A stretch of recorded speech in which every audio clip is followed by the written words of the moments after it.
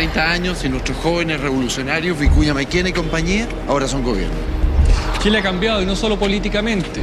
De ser un país principalmente agricultor, hacia 1870 ese sector apenas representa el 15% del Producto Nacional. Ahora somos un país minero.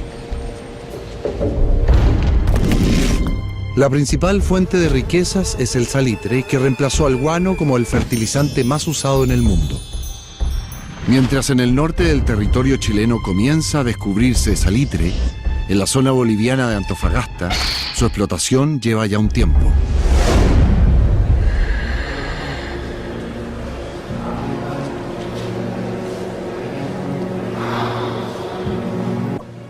Nuestros problemas, honorables senadores, se encuentran en territorio boliviano.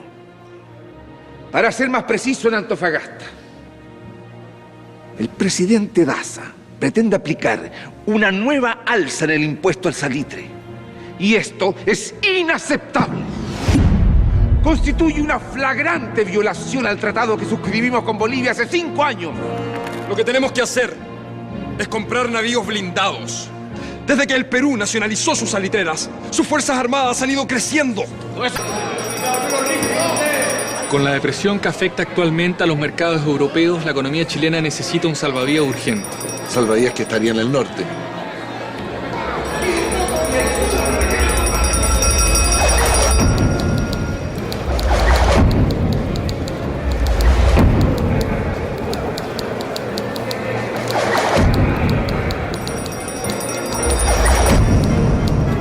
Los soldados chilenos son recibidos como héroes por los trabajadores de Antofagasta.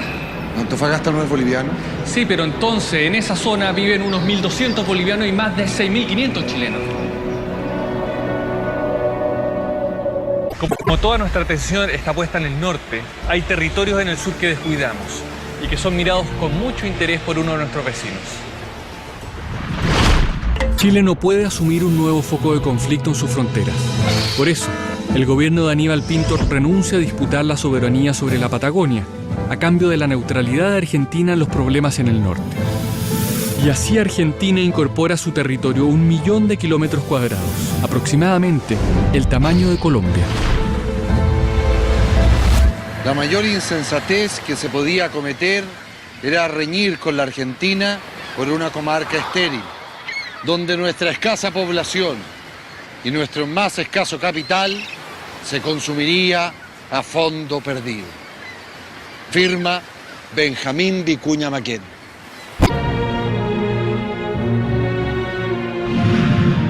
En el mar se pelean solo 7 combates importantes en los 6 primeros meses de guerra. 7 combates navales contra más de 30 batallas terrestres. En el Océano Pacífico mueren luchando cerca de 400 chilenos. En tierra mueren más de 15.000. Nuestras tropas avanzan rumbo a Lima, mientras el ejército peruano se repliega. Se libran sangrientos combates en Miraflores, Barranco y Chorrillos.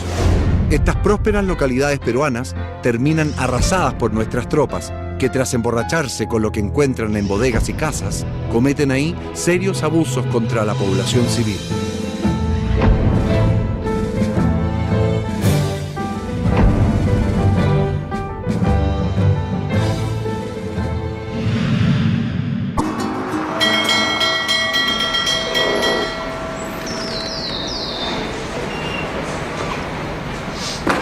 El 20 de octubre de 1883 se firma el Tratado de Ancón, que pone fin a la guerra con el Perú.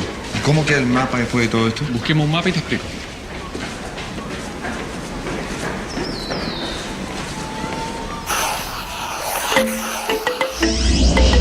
Chile gana 600.000 kilómetros cuadrados en la guerra contra Perú y Bolivia. Bolivia pierde el territorio de Antofagasta y Perú pierde el territorio de Tarapacá. El destino de las ciudades de Arica y Tacna se decide después, en 1929, mediante el Tratado de Lima. Tacna para el Perú y Arica para Chile.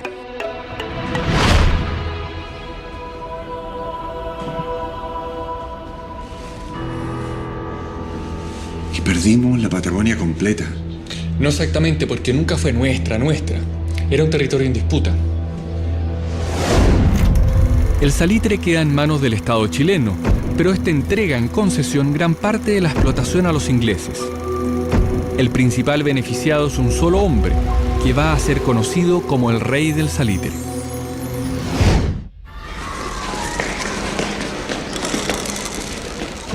Ay, Manuel, peleamos 5 años la Guerra del Pacífico, que muchos conocen como la Guerra del Salitre. Pero al fin y al cabo nos quedamos con el salitre más o menos.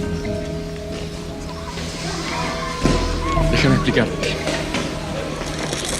Hola, niños. Hola. ¿Prestan la bolita? Sí. Gracias. Mira, antes de 1879 casi todas las salitreras están en territorio peruano. Y ellos explotan el 58% de la producción. El 19% lo explotan empresas chilenas y el 13% es explotado por empresarios ingleses. Después de la guerra, las salitreras quedan en nuestras manos, pero el Estado de Chile entrega su explotación en concesión. Así, los británicos se quedan con la explotación del 55% de la producción de salitre.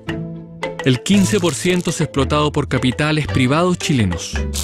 Y el resto queda en manos de alemanes y españoles, entre otros. O sea que después de que Chile gana la guerra del salitre, los extranjeros se quedan con la concesión. ¿Por cuántos años? La concesión dura todo el tiempo que sea explotable el mineral. Y el Estado de Chile se limita a cobrar como impuesto 1/3 de las ganancias. ¿Y eso es mucho? Muchísimo.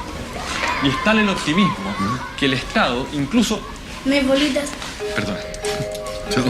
Y es tal el optimismo que el Estado incluso deja de cobrar algunos impuestos.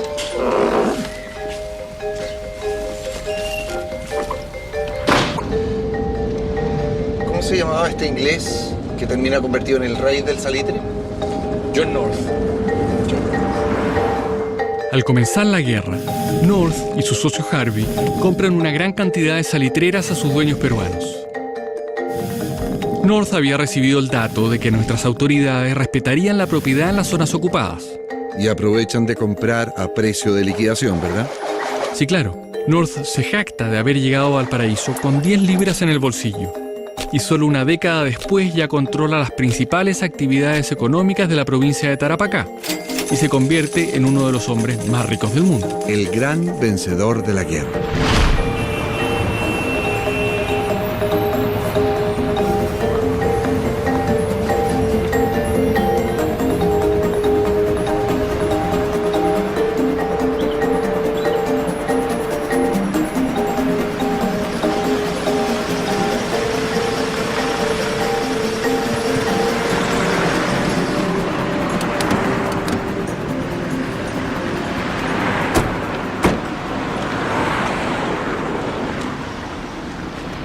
Y los pobres de esa época, que entiendo eran la gran mayoría, ¿reciben algo de esa plata? La ven de manera indirecta, en obras públicas, en algunas iniciativas en educación. Pero en ese entonces el Estado aún no se preocupa del tema social, ni en Chile, ni prácticamente en ningún lugar del mundo.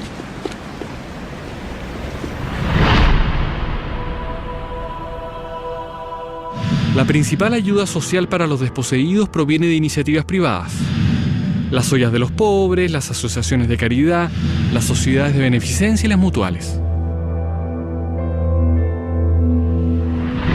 Durante la década de 1880 el mundo está en plena revolución industrial y los hombres de nuestra clase dirigente se consideran a sí mismos como los únicos líderes capaces de llevar el progreso al país. Progreso que a estas alturas avanza a toda velocidad, como un tren, al que si no te subes, te atropella. Así es.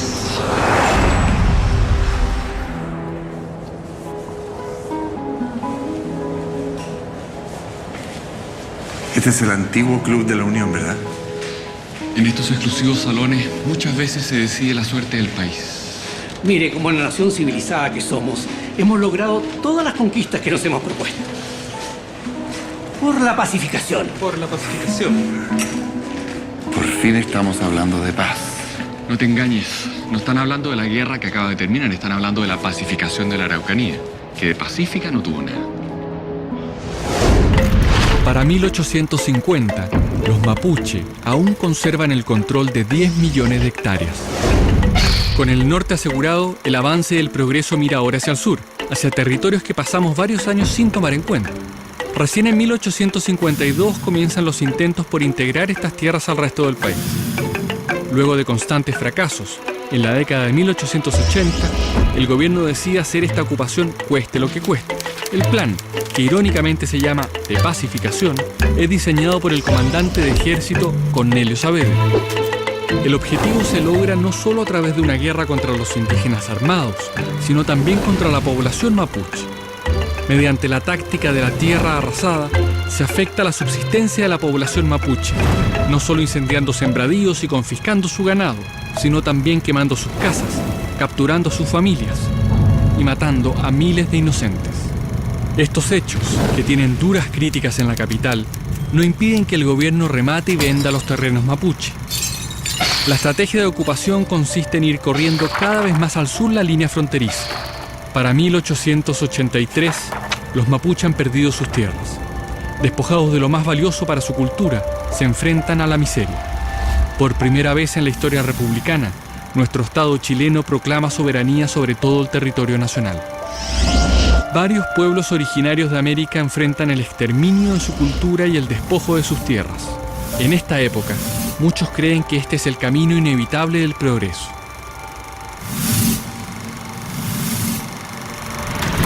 En todo este proceso, los 10 millones de hectáreas del pueblo mapuche quedan reducidas a 500.000, un 5% de lo que tenían. El gobierno está promoviendo leyes de persecución a la iglesia.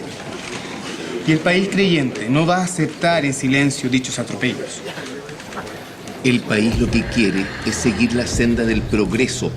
Pero no un progreso egoísta y anticatólico como pretenden imponer ustedes los liberales. El gobierno no quiere perseguir a la iglesia, simplemente quiere manejar los asuntos civiles, tal como los Estados Unidos. Lo que yo propongo es una medida intermedia. El matrimonio es un sacramento divino. Pero con un efecto legal. Ambos matrimonios se podrían inscribir en el registro civil. Aquí está dominando un liberalismo jacobino. El progreso del país necesita de un Estado más fuerte. Yo lo único que veo es un Estado sin principio, donde su único objetivo es la persecución. Señores,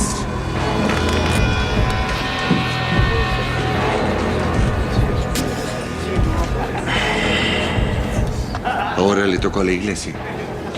Organizar un Estado moderno significa, entre otras cosas, suprimir algunos de los privilegios que el clero tiene desde la colonia. ¿Cómo cuáles? Como el fuero eclesiástico, que impide que los tribunales civiles juzguen a los sacerdotes y que fue suprimido en el gobierno anterior. Gran privilegio. Sin duda, pero esa medida resultó menos polémica que las que están discutiendo ahora. Estas nuevas normas, llamadas las leyes laicas, se aprueban durante el mandato de Domingo Santa María, cuando los liberales cuentan con mayoría absoluta en el Congreso. En ellas se pone fin al monopolio que la Iglesia mantiene sobre 3 momentos claves de la vida de las personas: el nacimiento, el matrimonio y la muerte. El recién creado registro civil se encarga ahora de oficializar los 2 primeros, y en los nuevos cementerios públicos se pueden enterrar personas de cualquier credo, ya que antes los no católicos solo podían descansar en los llamados cementerios disidentes. También se prohíbe enterrar difuntos en las iglesias, lo que provoca tanta molestia que parte del clero llama a sus fieles a no respetar las leyes. Y dígale a su gran amigo, el ministro Balmaceda, que si el gobierno lo presenta como candidato a la presidencia, cuenta desde ya con nuestra más férrea oposición.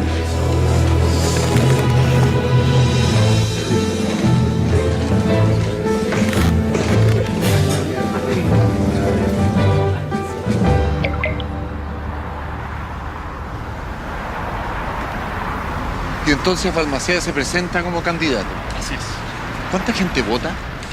De los 2,5 millones de habitantes de esa época, votan solo cerca de 50.000, o sea, menos del 2% de la población. ¿2%? Más encima, solamente pueden votar los hombres mayores de 21 años que sepan leer y escribir. Y que no sean sirvientes, bueno, y que estén inscritos. Y el proceso de inscripción está plagado de obstáculos. O sea, no vota nadie. Y entre ese 2% gana Balmaceda. Jura como presidente en 1886 con un discurso conciliador.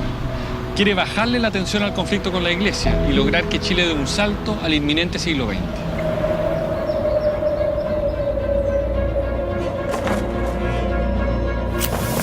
Su religión es el progreso. Realiza la gira más grande que haya hecho hasta entonces un presidente de Chile por el país. Crea el Ministerio de Industria y Obras Públicas, al que dedica más de una quinta parte del presupuesto nacional. Un presupuesto que se ha multiplicado en los últimos años gracias al industrial salitre. ¿Dónde no están los recursos del salitre para que Balmaceda financie su proyecto de modernización? Sí, pero Balmaceda no cuenta con la aprobación de la mayoría del Parlamento para utilizar esas platas. Y esto es lo que lo hace entrar en un túnel sin salida.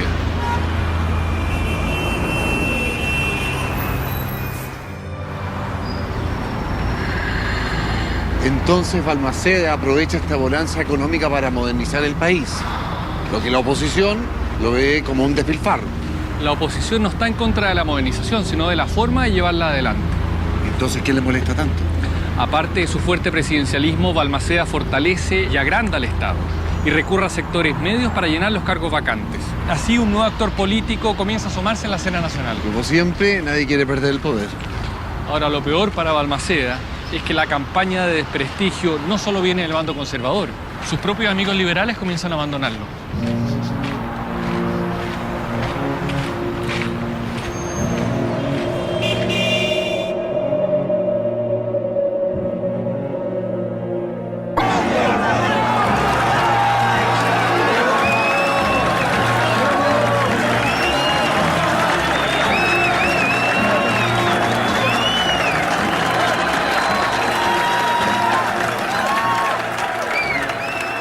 La próxima enajenación de una parte de la propiedad salitrera del Estado abrirá nuevos horizontes al capital chileno.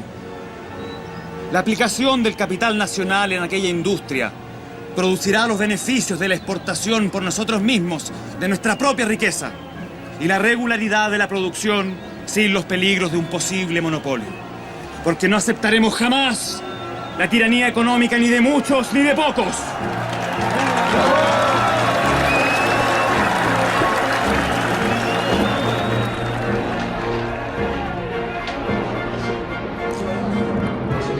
Que no aceptaremos jamás la tiranía económica ni de muchos ni de pocos.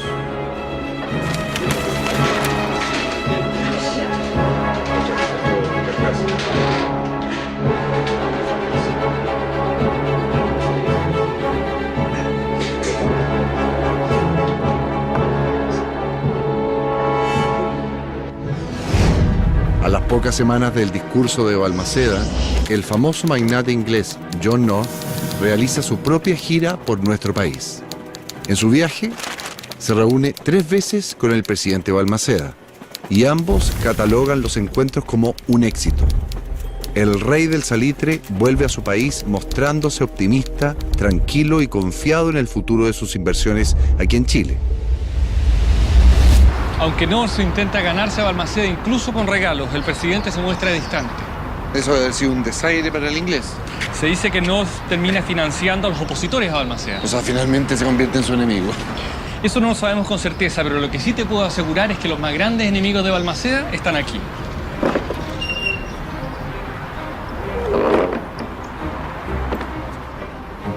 ¿Quién juzga si la demencia se apodera del presidente? La Cámara tiene la facultad de declarar vacante el cargo en ciertos casos.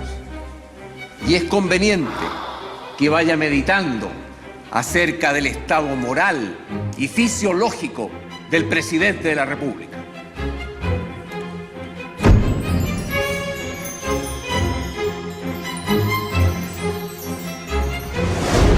El fuerte presidencialismo de Balmaceda divide a la clase dirigente chilena y la prensa es espejo de ello.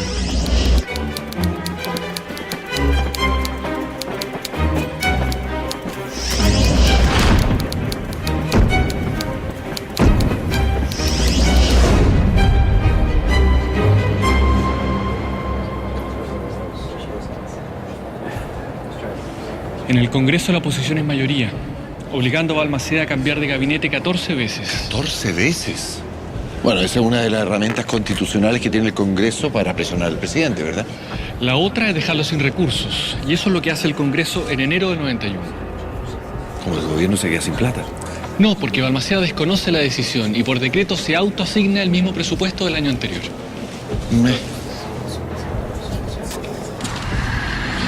Balmaceda no cede, aunque eso le signifique transformarse en un presidente autoritario, propio de la Constitución del 33. Lo mismo que él siempre criticó.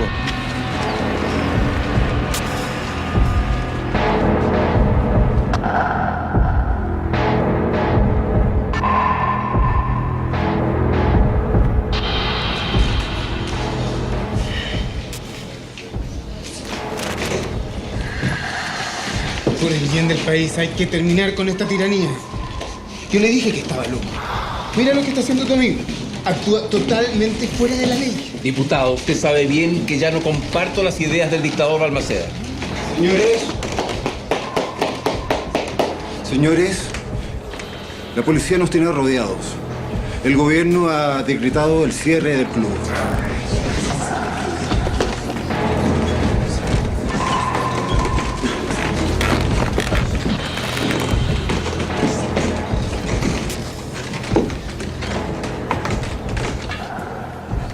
Balmaceda cierra los tribunales, clausura los medios de oposición, pone fin a la libertad de reunión y encarcela a los opositores. Para muchos ya es un dictador. Se desata la guerra civil.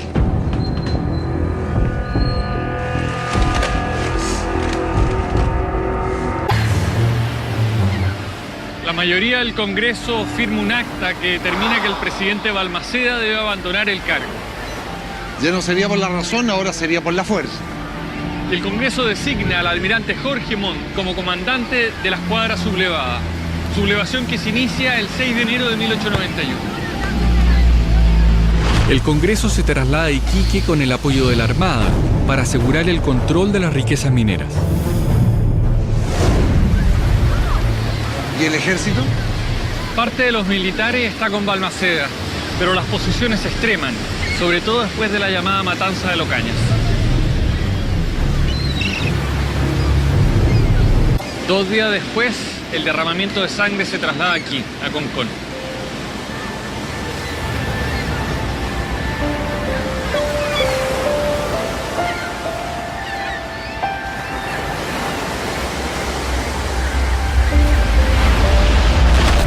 $9.000 opositores al gobierno se pelean en una batalla contra 7.000 hombres leales a Balmaceda. Varios soldados que han luchado juntos en la guerra contra Perú y Bolivia ahora se enfrentan a muerte. El ejército balmacedista es derrotado. En total, mueren cerca de 2.500 chilenos. Después de Concón hay enfrentamientos en Viña del Mar y finalmente ocurre la batalla de Placilla, cerca de Valparaíso.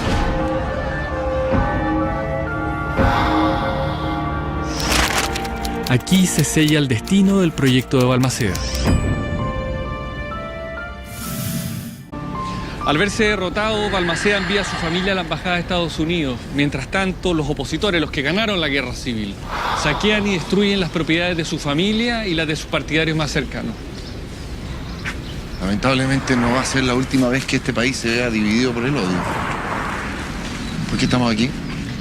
Porque aquí estaba la embajada argentina donde Balmaceda se asila a la espera del último día de su mandato.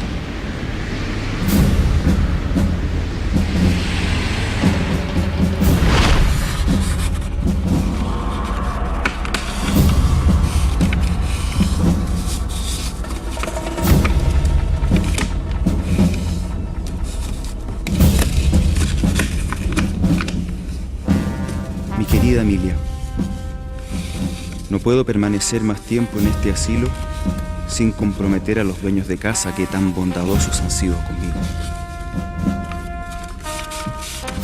Mi vida pública ha concluido. Debo por lo mismo a mis amigos y a mis conciudadanos la palabra íntima de mi experiencia y de mi convencimiento político. El triunfo y el sometimiento de los caídos producirán una quietud momentánea. Pero antes de mucho, renacerán las viejas divisiones.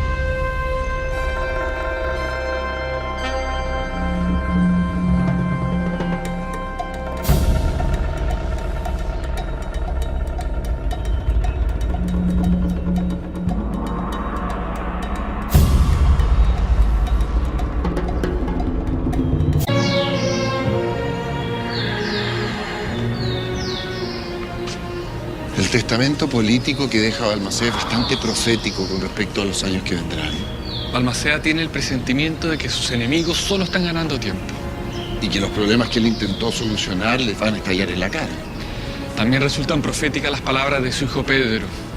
Pocos días antes de morir escribió: en las naciones civilizadas el único tirano es el progreso. Tirano en cuyo nombre se van a cometer todo tipo de excesos durante el próximo siglo.